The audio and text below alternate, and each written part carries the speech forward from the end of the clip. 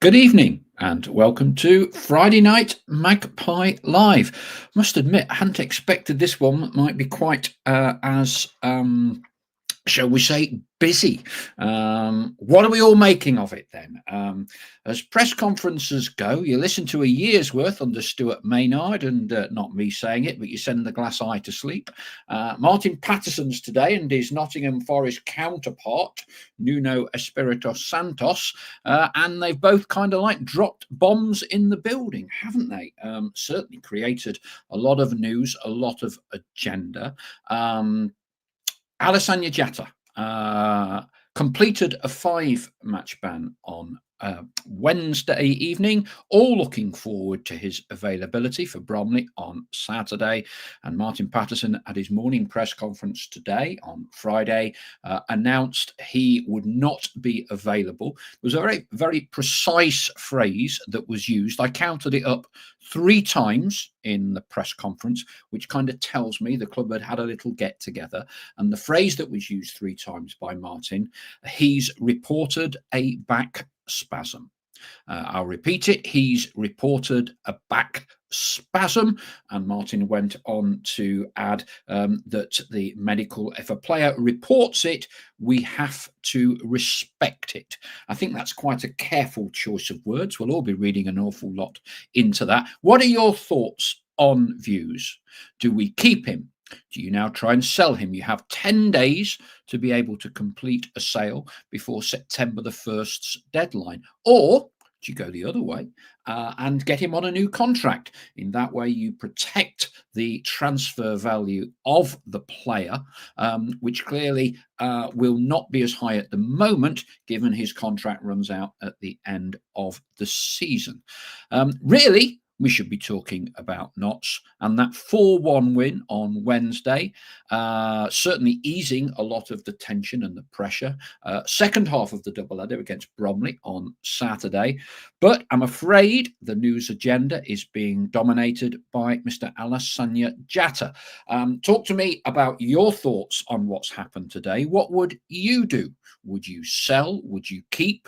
Would you get a new contract and protect the players' transfer value to the football club? Welcome your thoughts from Wednesday night and how you think we're going to cope against Bromley. What did you make of Neil Bishop's comments as Mark Stallard's stand-in?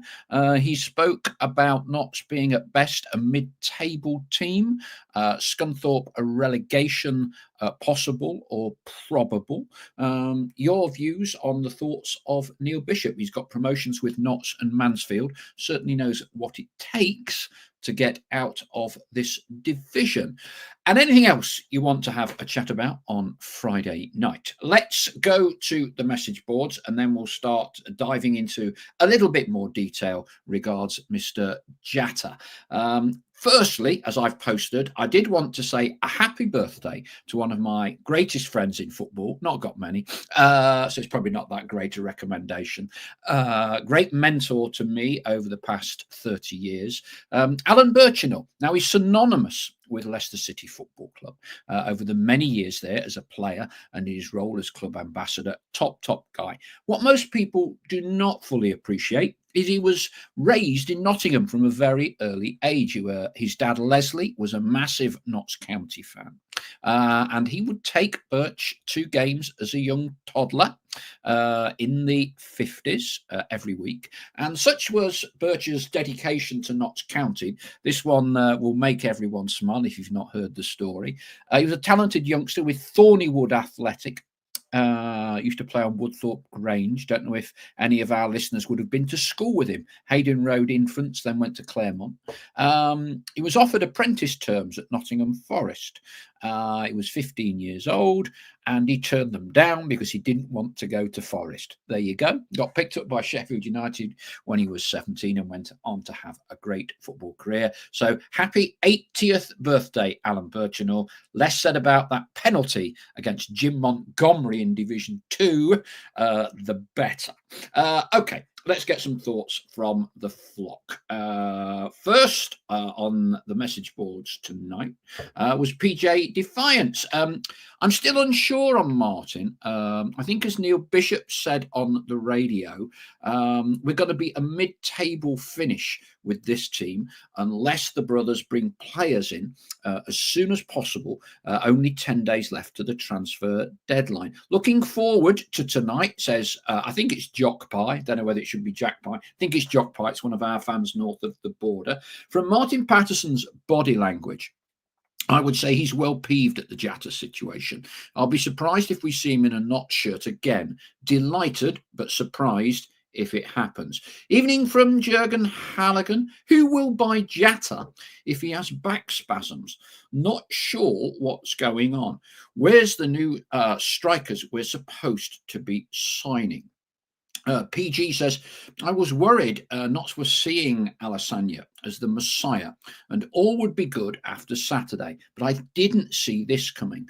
The short-sightedness of relying on one man to be our saviour shakes head, says PG.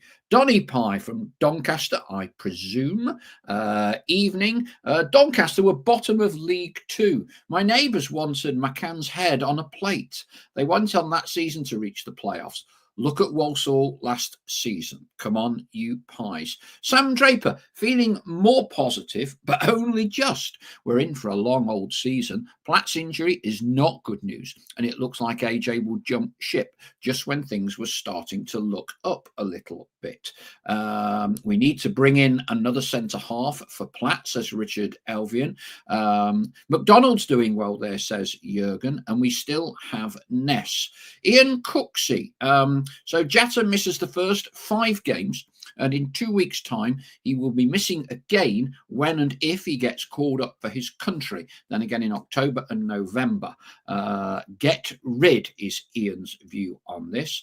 Greza Maxwell, Jatta hasn't been the same since his link with a big money move in January. Is this, inverted commas, injury a passive-aggressive downing of tools without breaking any club protocol?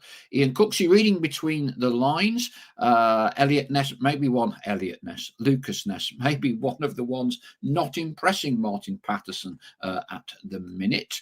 Gambia playing on the 5th and 9th of September. Jurgen tells us. Ian Cooksey, we're at home to Fleetwood on the 6th. 3 internationals, either us or Fleetwood. That game gets cancelled.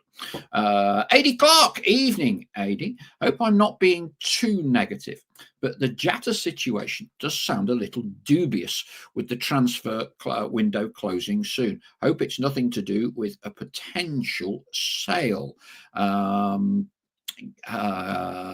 Matthew Hoyland, not convinced Jatta is off this time.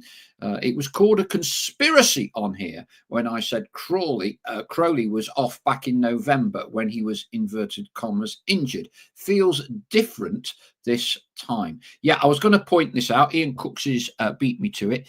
In the last half an hour before the show, Plymouth, with whom Alessandro was widely linked and touted as the club that were prepared to spend big money in the January transfer window. Well, half an hour ago, before this show started, they signed Lauren Tollage from Port Vale. So I will be very surprised if Plymouth is an option still for Alessandro.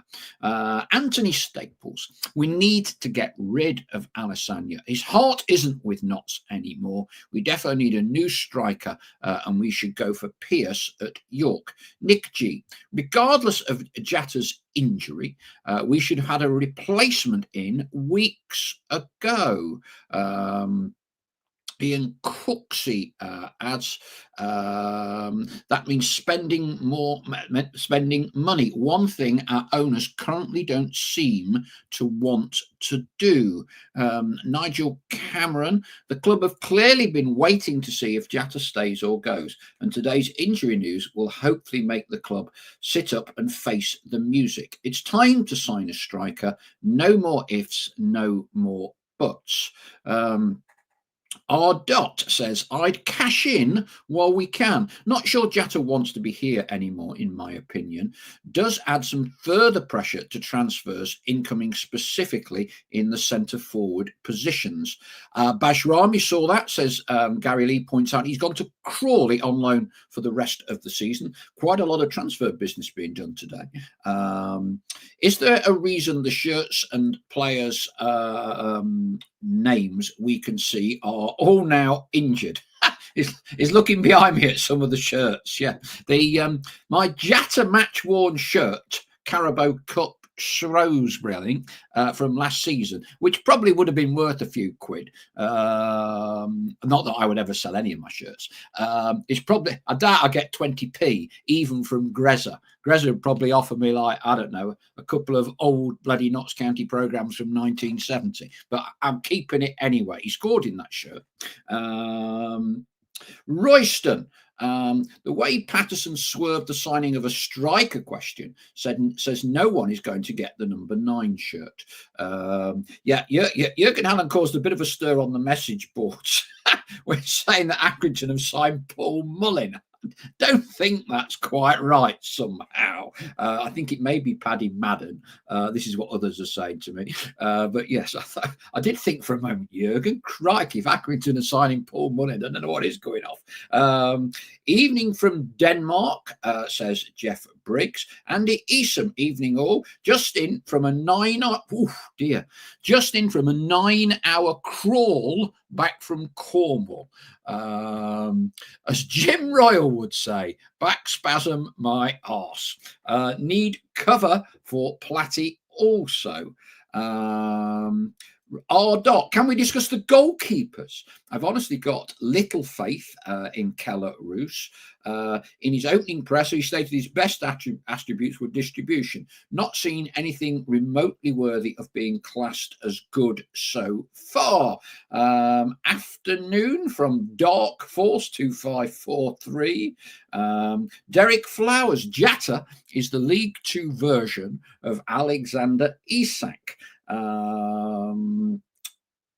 Josh Chambers, do you reckon the owners aren't buying anyone and have loans and free agents, potentially selling the club end of season? Or are we running out of money somehow? I'm not sure either a true Josh, but I can kind of understand the anxieties with, I hesitate to use the word that many of you used and say pre-season, the whole since losing to Wimbledon to getting a team out on the opening day of the season at Newport, and a lot of you have used the word shambles to me. I understand exactly why. I have a lot of deep reservations, and kind of what's unravelled today with Alessandra, then I think it's been a very poor pre-season. I'll resist the temptation to describe it as a shambles just yet. I'll reserve judgment until we get to September the 1st. Then I might give you a more, if you like, candid view of, a personal view. Fans need to get off the keeper's back. Paul Topley, my old Greenwood Dale comprehensive mucker, and give him some game time. I think Keller, it's a difficult one for him. He's 33. He's got experience. Needs to dig deep. Let's see how we get on. Paul, what are your thoughts about Roberto being Martin's boss?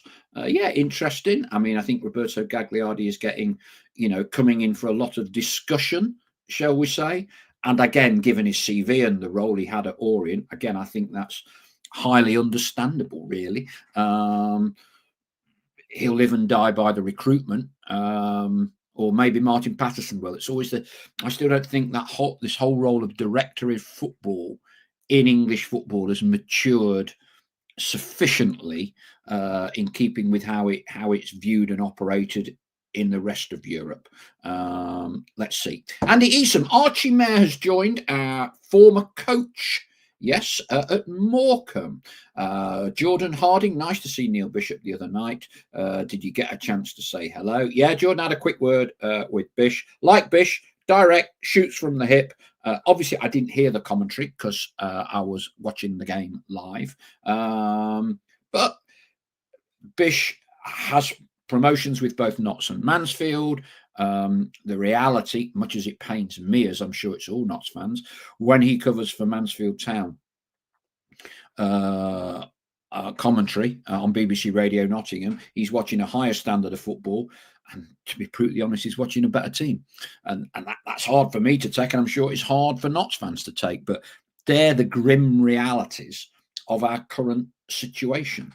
Gazza Lee, Peter Lynn, that's in the club shop, must be getting worried. He's not printed a number 9 shirt since the start of last season. I bet there's a lot of 9s left in them numbers.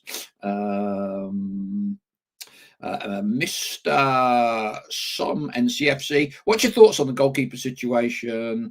Given Roo's none too impressive start, would you give Harry Griffiths a few games or keep Kelleroos in goal to build up his confidence?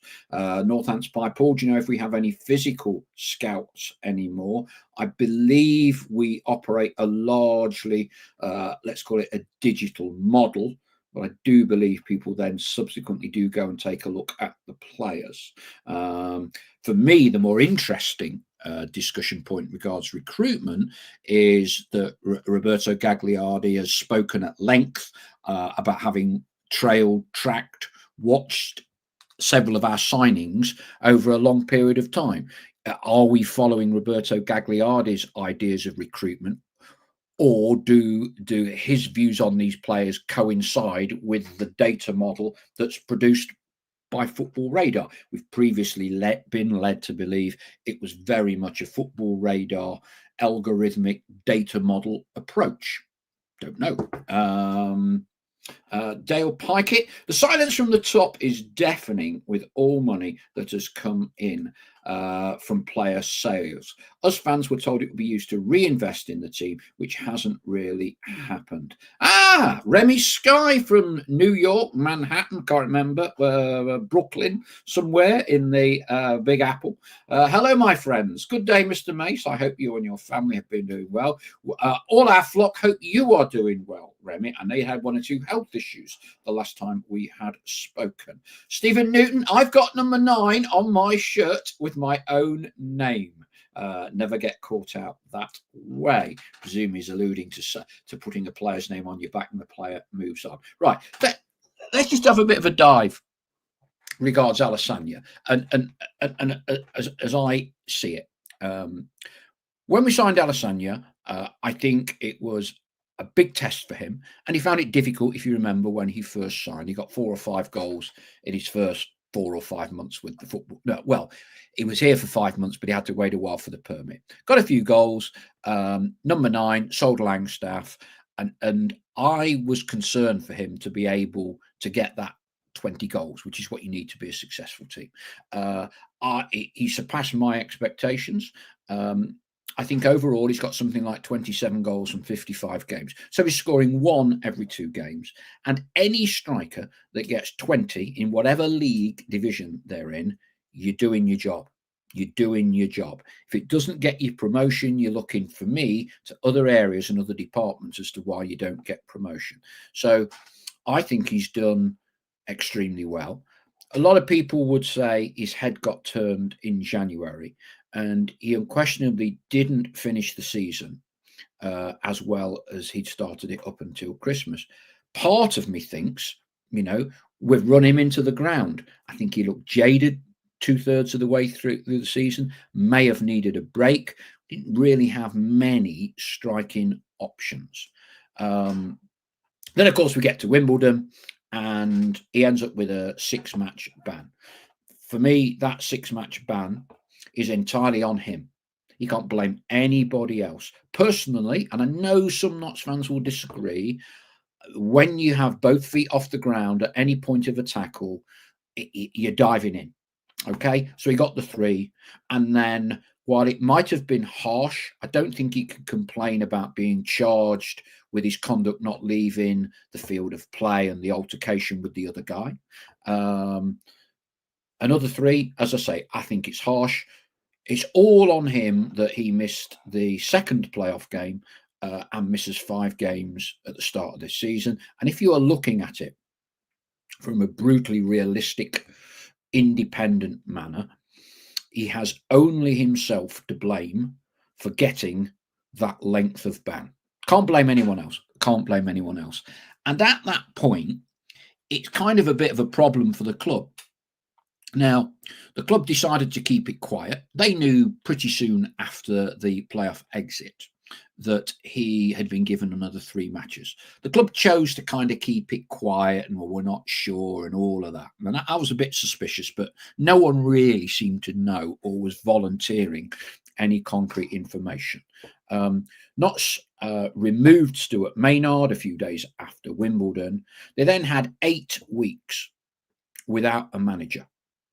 So if you're Alessandro, there's no manager to sit you down and say, look, this is an unusual position. You're missing the first 5 games. Clearly, I've got to be quite careful how I manage you, how I play you in pre-season, because I've got to have somebody up to speed. Now, I'm sure when Martin Patterson came into the building 2 days before the start of pre-season training, that he would have had that sit down with Alessandro. He would have had that sit down because it's not a great position to be in. 5 games is more than 10% of the season. You know, it's not to be sniffed at. The challenges were compounded, depending on who you believe, with the pre-season tour to Germany. Now, Alessandro's agent, who can be a bit lively, shall we say, came out and cast aspersions on the club's attempts to get a visa work permit for the German tour.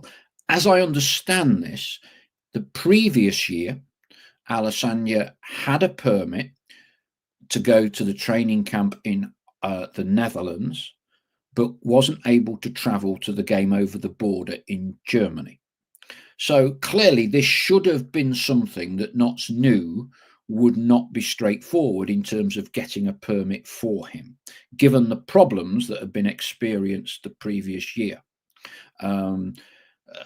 For whatever reason, Notts had problems completing the application in the allotted period of time, weren't able to get one, and you're then left with a striker banned for 5 games, kicking his heels, or having to undergo a training program with none of the 27, 28 senior pros that were chosen to go on the tour to Germany. So that's not great either. The players come back. Jata gets some minutes, and to be fair to him, he scored. He came off the bench, didn't he, against Cardiff, scored in a matter of minutes, and I think he scored in at least one other pre-season game. So there were no issues or down tools there. This whole situation is exacerbated because Notts, as recruitment, has been, shall we say, very haphazard this summer, particularly with strikers. We've all been calling on strikers, and that's not me. It's not any person dialing in and watching this. This is something from Martin Patterson as well. He's used phrases like working on it 24/7. I need more pieces on the board. You know, I'm honest. We're not going, I'm not, everybody knows what we need, to paraphrase. Yeah, here we are 10 days before transfer deadline. And the only inverted commas, and I know some people have been having a go at Martin today about this. What I think Martin is saying is a striker who is an out and out number 9. So he's saying we've only got one, and that's Matt Dennis. We tried Jaden Luca. Yes, Will Jarvis can play further up the pitch, but we're talking as an out and out centre forward. I think that's the point that Martin is trying to make. I would have thought that if Jatta wanted a move, then those were the sorts of conversations that should have been had several weeks ago and plotted accordingly. And for me, going into the last year of his contract, you need to have an honest discussion with him and his agent and say, assuming they want to keep him, would like to sign a new contract. He's for me, he's done his job and he's done it well. Give him a contract that, and as part of that deal, you agree a minimum transfer fee. So if a club offers X, the player then automatically has the capability to talk to that club. A release clause, for want of a better phrase. Don't know whether those conversations did or didn't take place, but once again, you're kind of left with Martin Patterson having to make the announcements, and when really, for me, other people, and I'm thinking of Roberto Gagliardi, should be addressing these matters and not leaving it to the head coach, who by definition is handed players and told improve them, as broadly speaking I understand it. Martin was the one that, if you remember, I think it was after the Stuttgart game, that's come out and said, actually, Jatta's missing the first 5 games of the season. No one else from the club, no statement, no anything from anyone had previously addressed the issue of how long Alessandro Jatta would be missing at the start of this season. So I do think Martin gets kind of the thin end of the wedge. And other people, ostensibly Roberto Gagliardi, who, as I understand it, is the director of football and responsible for that. These are things that should be communicated earlier and dealt with, and not just kind of left to Martin to dole out all the bad news all of the time. So I think it's a mess. We have to be very careful what we say. The club's choice of words is very clear. He's reported a back spasm, okay, and we have to respect that. Hey, from my old days at various football clubs, if I was wanting to front the player up, I'd be arranging a second opinion with a Harley Street back specialist, and that appointment will be 6 o'clock on Sunday morning. Yeah, and he's got to get up at 4 and drive down there. And let's see. 2 can play at any of those games, and if it's a back spasm that needs treatment, go and get the best treatment you can from a specialist, and let's see where we are. Personally, right? So what do you do? What do you do with Jatta? What do you do with him now? I'd be surprised if his agent he is not actively looking around and seeing what options there are for the player. I think in Knotz's current position, you cannot, for me, under any circumstances, counsel selling him. I honestly don't think you can. With our current situation, he's under contract. You see it out. If I'm honest, I don't see people offering big money at the moment for him. Clearly, he's not going to go to Plymouth, because we've heard in the last half hour before the show, Laurent Tolage has signed for them. I doubt they will be in a position to buy 2 number 9s and splash out £600,000-700,000 in total on 2 of those players. So look, it's a personal view. I keep him because I just do not think we can afford to sell him. Now, long-winded explanation, I know. Been thinking about this today. In defence of Alessandro, if he is unhappy here, I can understand the unhappiness. Players look at things in the same way as us as fans. And we have lost an awful lot of quality and a core of the team over the past months of pre-season, and we sold quality during the season last year. So David McGoldrick has left. We made a decision to sell Alex Bass. We could have retained the services of David McGoldrick. We didn't have to sell Alex Bass. We sold Dan Crowley before the end of the season when we didn't have to.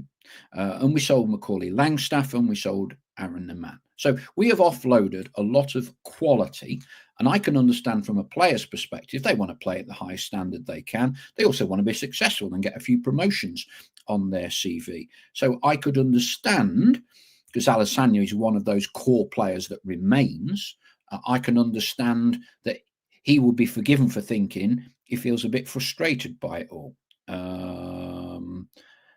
So I think it's an unholy mess. My personal view, I don't think you can countenance selling him at all.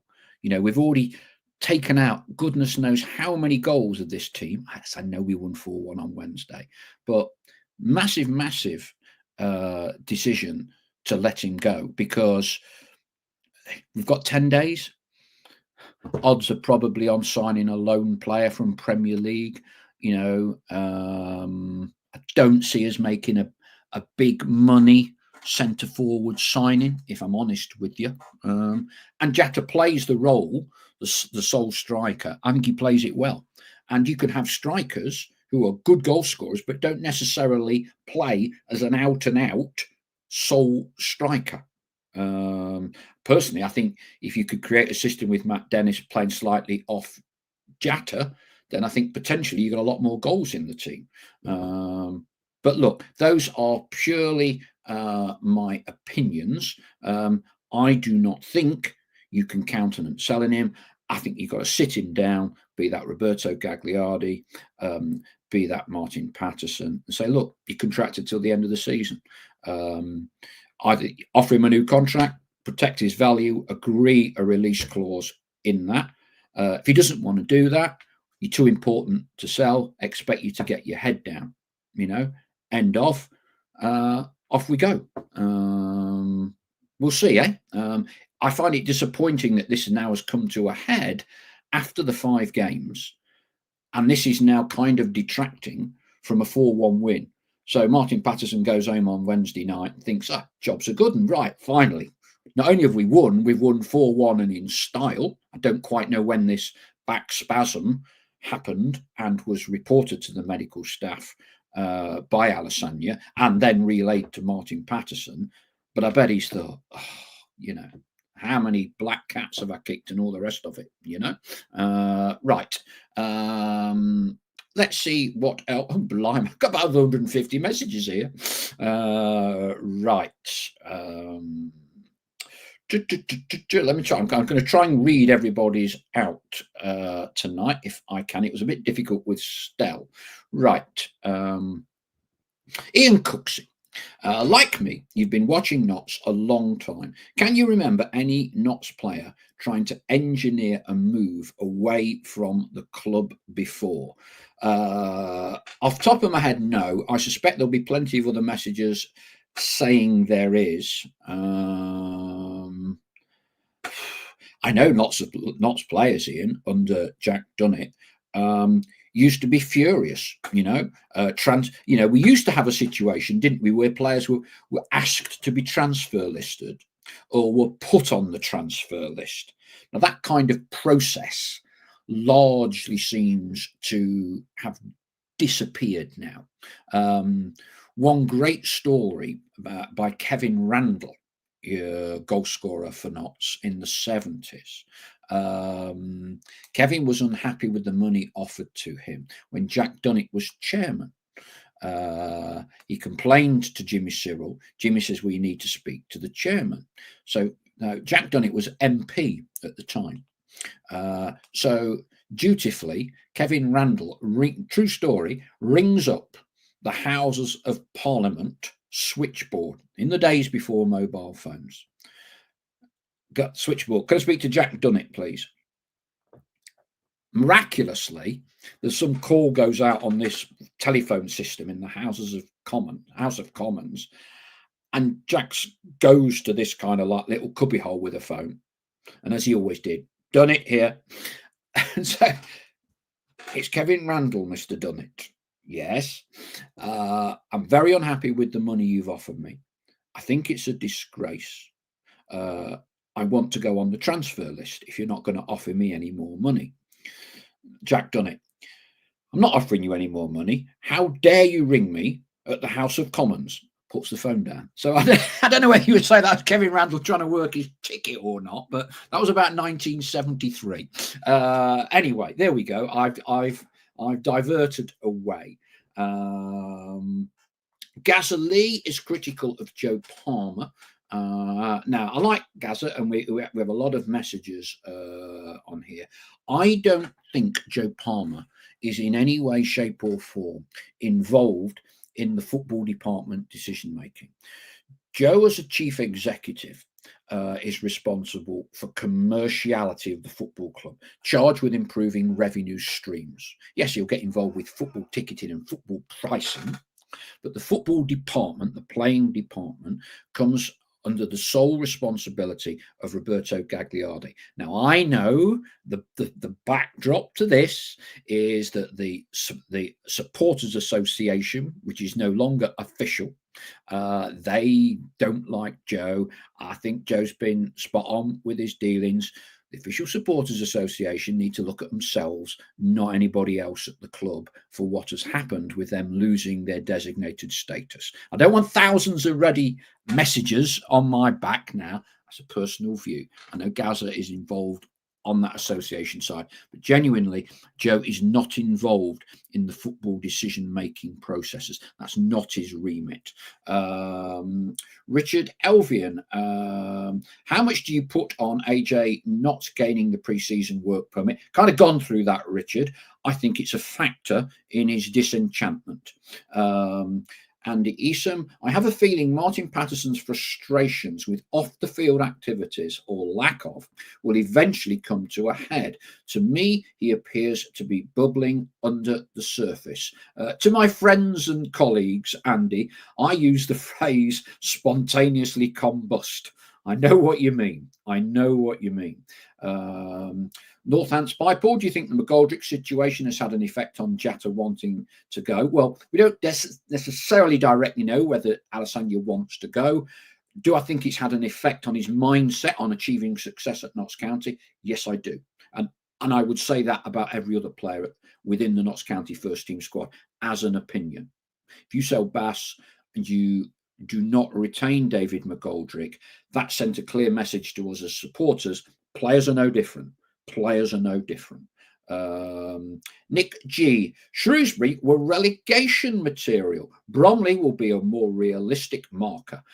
Thought Hall looked a different option and should start on Saturday, says Nick G. Remy Sky, Remy from New York. It does my heart so much good that you never forget me, Mr. Mace. Yes, health issues have been going on for some time. I appreciate your concern. The Magpie fan family is the best in football. Paul Topley. Jatta was ill when he came back from international duties and hasn't been the same since then. Yeah, Tops. I mean, I do think we ran him into the ground last season. You know, one of the flock said to me privately, when it got to about March, we should have had capabilities and options to tell Alessandro, go on holiday for 2 weeks, recharge your batteries, because he's a naturally fit player, doesn't, low body fat and all the rest of it. That's some of the older school managers, right? You're looking a bit worn, a bit tired, just going to have a week away, recharge the batteries. But with the lack of options, for me, we kind of ran him into the ground, and I think he lost. He lost that yard. He lost that desire. I just think he needed revitalising. Sam Metcalf, yes, Sam. Let's hope this Jatta situation doesn't affect the rest of the players, or that would be damaging to say the least. Greza Maxwell, Jatta's agent is the issue. I know he polarizes a few things. Don't think you can put it all on him. Though. Has there been anything put out about the extent of Luca's injury, says Ardot? My understanding is it's several weeks. And in the case of Matty Platt, described by Martin Patton as significant, we're talking months. He isn't coming back anytime soon. It is quite a serious one. So he's going to be out for quite a while, and you're talking months rather than weeks. Jurgen Halligan, wasn't Jarvis mentioned as one of the ones not doing enough in training? That was some other points that were picked up in Pato's presser today when he was asked, trying to think. Jarvis was mentioned, Traore was mentioned, there was one other. And the gist from what Martin was saying, they need to do more. for him to trust them in game situations. Hopefully, says Ash Doroshenko, we can just kick on and get a few results under our belts. Hello from Karen Knight. Hello, Karen. Greza Maxwell, he's not happy. He's obviously been putting down a few floorboards today that haven't gone down very well. Get shot of Jatta and let him be someone else's problem. Don't think he's a problem, Greza. I think he's an asset. Now, managing him, yeah, but I don't think he's a problem. He's an asset. Without him, I would be a lot more worried about the next 42, is it? Yeah, played 42 league games. Would you rather have him with us than not with us? Malcolm Siddons, is AJ and his agent taking advantage of Knott's lack of options regarding the number 9 shirt and looking to pressure on the club? Ian Cooksey need 4 signings next week. Goalkeeper, centre half, and 2 strikers. Dark Force, I don't get how people can get on Martin Patterson's back so quickly. Lippy Jane, I thought Martin was rude. What's she going on about? Belched repeatedly, drank out of a scappy water bottle, smiled after saying something not nice. He rolled his eyes twice. So I don't think that Lippy, obviously an expert in body language, not too happy. James Cooper, do you think that Dids' situation could have had an effect on Jatta? Personally, answered it before. Yes, they were very good friends from all accounts. You know, I think the whole point about David McGoldrick was not just what he did himself, but you look up to him, you respect him. I believe he gave a lot of the other players advice. And how can you not listen to David McGoldrick when you're a young striker in your second season in English football? You know, Stephen Newton. Why during pre-match warm-up do the starting 11 come out separately to the subs? Smacks of division in the team to me, says Stephen. I like Pato, says Ardot. Think he's honest. I think he's being held back by this technical board. Ian Cooksey, the situation at Notts could turn very toxic very quickly. The club needs to be communicating a lot more than it currently is. I would agree with that. And I think that communication needs to come from more people other than Martin Patterson, who seems to be tasked with uttering every bit of bad news about Notts comes out of his lips, and I don't think it necessarily needs to. Lippy Jane, Jatta's announcement regards reporting a back spasm should have been said at 2 p.m. Saturday. The other team now have the heads up of how to set up. I suspect, Lippy Jane, that there was probably a meeting involving Martin, comms manager Nick Richardson, maybe Roberto Gagliardi, about how to handle this. There's an element of damned if you do, damned if you don't. Because if it gets to 2 o'clock and we're all, you know, we see he's not there, conspiracy theories will abound even more. So I think the collective decision or a decision was reached to put the announcement out now, to put it to bed. Yes, they know it will cause a furore today, but at least it's out in the open. Be interesting whether Alessandro comes to the game tomorrow, won't it? Matt Cullingworth feels sorry for Martin. Feels like he's been hung out to dry. Roberto needs to give him some cover. Ian Cooksey, regarding Jatta's injury, I thought we'd brought a doctor on board. This is the new head of medical science. Surely he should have an input. I think he's here. I've not seen anyone say he is. He wasn't due here before end of July, early August. Call it luck or call it whatever you want. We seem to be accumulating injuries at exactly the same rate as we were last season, from what I can see at the minute. Bromley manager Andy Easom says, Andy Woodman has pretty much stated that he expects them to beat us tomorrow. Has he? Kyle Cameron is doing well for them, apparently. Solid in defence. Gazzalee, Dunelm Mills are selling Jata out, bed sheets already. Ardat, losing Didsey has been the most criminal decision this club has made since appointing Harry Kewell. Missed the last two games, says Ian Cooksey, as Kyle Cameron. Yeah, I wasn't sure how much game time Kyle Cameron was getting at Bromley, to be honest with you. North Handspy. If the owners have put the money made from sales back into the team, then we've given some massive contracts to National League North quality players. Ouch. Steve Geldard, sell Jatta, looks like the move. Sam Metcalf, does the loan window shut at the same time as the standard transfer window? For Football League clubs, yes, Sam. What it does mean, the National League is kind of exempt from that. So in the situation with Notts, we can then loan players out to National League clubs after the September the 1st deadline. But there can be no transfers between Football League clubs or loan moves. I think there is provision for an emergency loan system between league clubs when it comes to goalkeepers, but that's it. Lippy Jane, if I had to come on a Sunday and train when I had a young family, I would not be at all happy.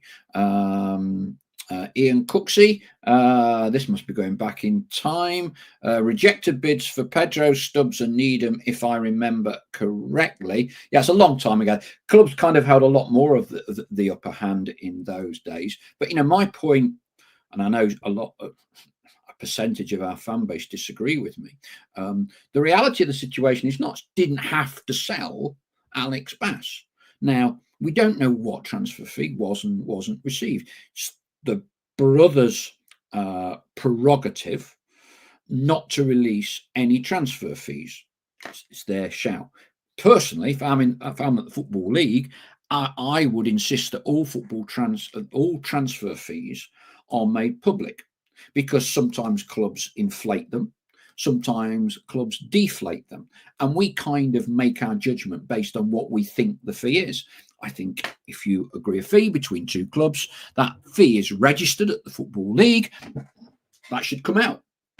No problems, and then you can make your own judgment. If Bass was 750,000, I'm sure it wasn't. More people might go, oh yeah, I kind of get why they did so. But to say it's a substantial fee, to say it's a lot more than our valuation of him, we have no idea what the valuation was. We have no idea what substantial means. And from my experience over many years, chairmen and owners have reasons for presenting either higher figures or lower figures. Just publish the real figure. Just publish the real figure as a matter of record. Then you can, as a fan, we can make up our own minds. Pantomime season has arrived early, says Nigel Cameron. Steve Cartwright, Jatta will never play for Notts again. We should have already made preparations for this. Yeah, I see, Steve, most games. I could not agree more, Steve. This is not something that should be surprising us. This is something that we knew was an eventuality, and we should have been plotting for this several weeks ago, months ago. The club have sold Patterson short. If it was him, he would walk away now, says Steve. Great Kevin Randall story, says John Carty. I only found that one after I published my big book, speaking to Kevin. I think it was sadly at one of the players' funerals. And yeah, great story. Nick G would love to hear the recruitment council's view on the Didsey release, with them knowing the Jatta suspension. Should have offered a short-term deal with release clause. Very poor recruitment. Jones will be the next out the door in January, says Nigel Cameron. Well, right now, January is a long way, Nigel. 10 days till September the 1st. I think we've got enough on, haven't we? Someone says, did you see what Jatta's agent said today, Paul, from Josh Chambers? No, post it, send a link. Blah. Well, I'm not going to read Josh Chambers out because I don't know what was and wasn't said. But anyway, yeah, Richard Elvin's quite right, as I posted out. Team news doesn't come out at 2 o'clock anymore. It comes out at 1:45. Yeah, 75 minutes is now the new Football League rule to release team news. You know, we all got into the habit, didn't we, at 1:59 to what's the team? What's it? It's 1:45, and now it's 75 minutes before kickoff now. Richard Elvin, do you always sponsor players with 5 letters in their surname? Will it be Jones next season? If so, yeah, I suppose it is really. We've done a few that's not 5. Bostock, Patterson. Trying to think who else. Can't think off top of my head. Knotsman. People saying get rid of Jatta have gone mad. He agrees with me, does Knotsman. Anything pre-Bosman regarding transfers and demanding ins and outs is not relevant, says Ian. What's the max amount of loan players we can bring in? Have we reached the limit already? No news on Jaden Luca's injury. Several weeks, Andy. He's not coming back anytime soon. Knotsman, I thought Martin's interview today was disastrous, publicly calling 4 players lazy. He didn't say they were lazy. He chooses his words quite carefully. He's quite direct. He said he wanted them to do more. I did make a point of listening to this interview several times over, and I think we should just re-stress, which was clearly an agreed policy by the club. The phrase is that he's reported a back spasm. Said it 3 times. We have to respect the medical experts. If a player reports it, we have to respect it. Now, we can all hypothesize that that is what actually Martin has said. What else have we got? Michael Fido. Did Aidan Flint go to Walsall under the radar? Yeah, very good. Aidan plays golf at Coxmore, where I'm a member, and a few other Notts fans. Nick Everett, who's vice captain. Yeah, seen him. He's a good golfer. Yeah, I mean, I must admit, I think that's a good signing for Walsall, to be honest with you. Josh Chambers is going to be sending the link shortly to what the agent has and hasn't said. Before we finish, we've already done 52 minutes. Crikey. I need to lie down after this. Let's have a very quick straw poll. You've got a choice of 3. Sell, stay, new contract. One of them 3. So what do you do in the next 10 days? Sell, keep him, new contract. What do you do?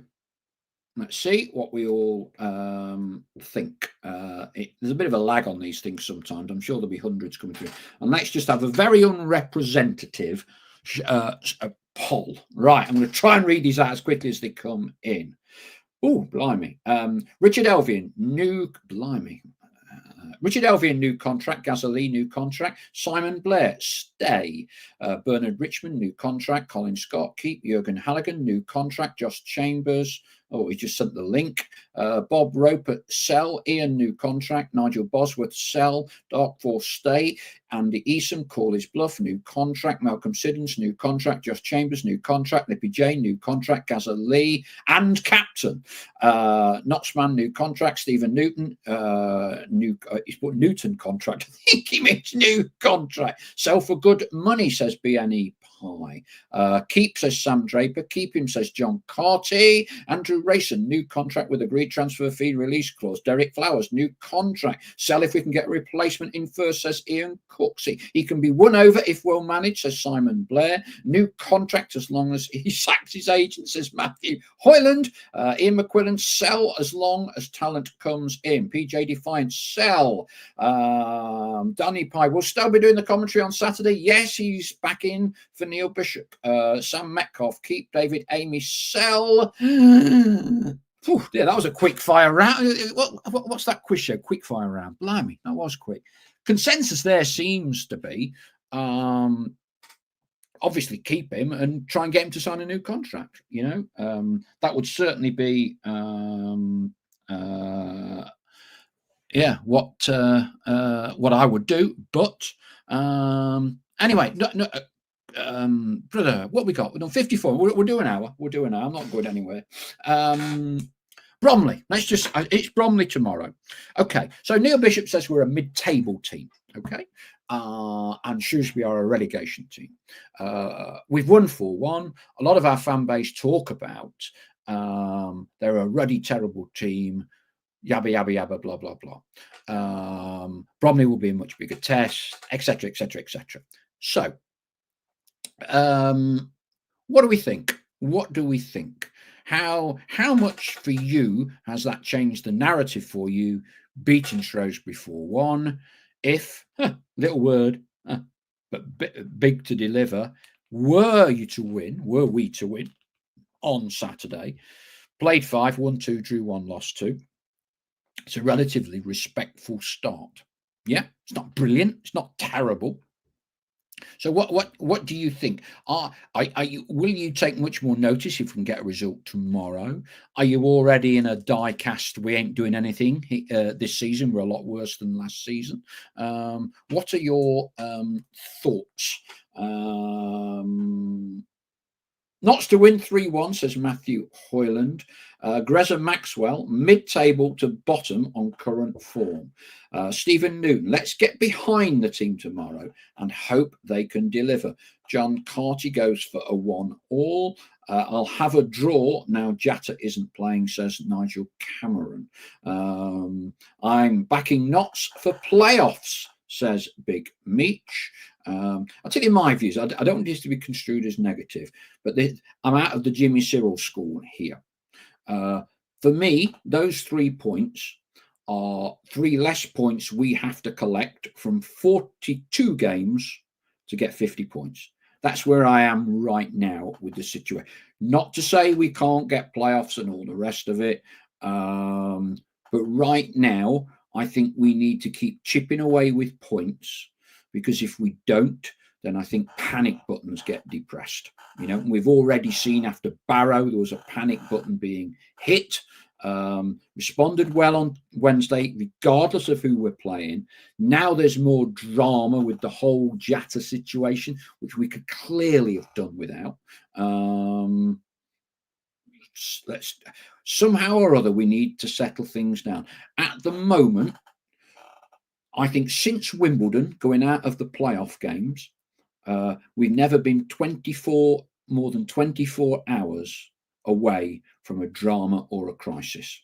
There's been very little sustainable progress. For me, most things have been regressive since we got knocked out at Wimbledon. We seem to have just hit bump, conked out, bumped, can't get started. Oh, a little bit of positive, knocked back again, intermittent fault. It just seems like I'm not even sure we're treading water. But results will always dictate how we feel, and we need to pick up a few points. Mid-table right now for the next few games is a right result. Because it can calm people down a little bit. But let's be perfectly honest, we've got another major drama over the next 10 days. What do we do for goals and our strike force? Because you cannot heap it all on Matt Dennis and say Matt Dennis has got 2 in 4 games. He's going to get 20 goals for us this season. Can't just do that. We've seen Matty Platt 40 games last year, 44. He's now out for several months. That's how football has a habit of kicking you. You have to have ready-made replacements. And I think the point made by one of the flock earlier, we ain't got many centre halves. We have not got many centre halves. We take another injury there, that's it. That's all we've got. I'm not aware that Lucas Ness is available yet. I haven't got many centre halves. So we are, I think, kind of on a bit of a precipice at the minute. Matthew Hoyland says there's a squeaky chair. Oh, you can hear it. Right. Okay. Yeah, there is. I'm rocking back on my chair. Hey, squeaky bum time for a lot of us, I think, after some of these games this season. Ian Cooksey, quick stat: we've not won at home on a Saturday since February. If you need cheering up, Ian is not the man. Ian is not the man.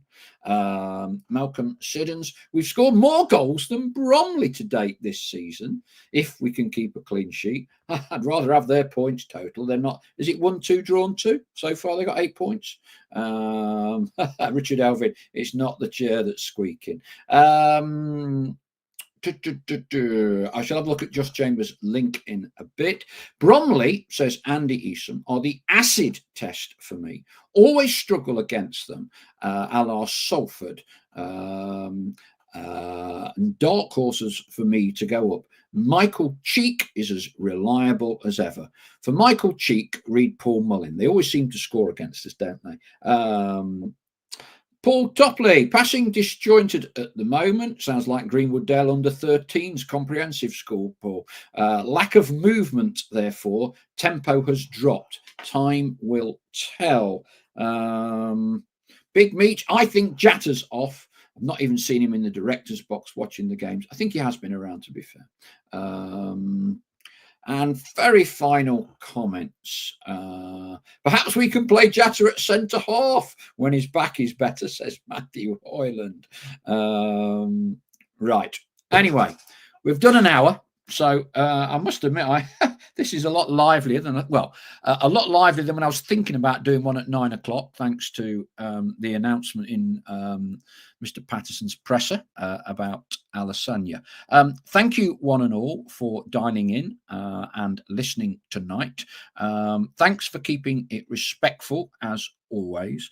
And remember, we should always be respectful at all times. And as Martin Patterson and the club, the line is he's reported a back spasm. And you can read into that entirely what you will.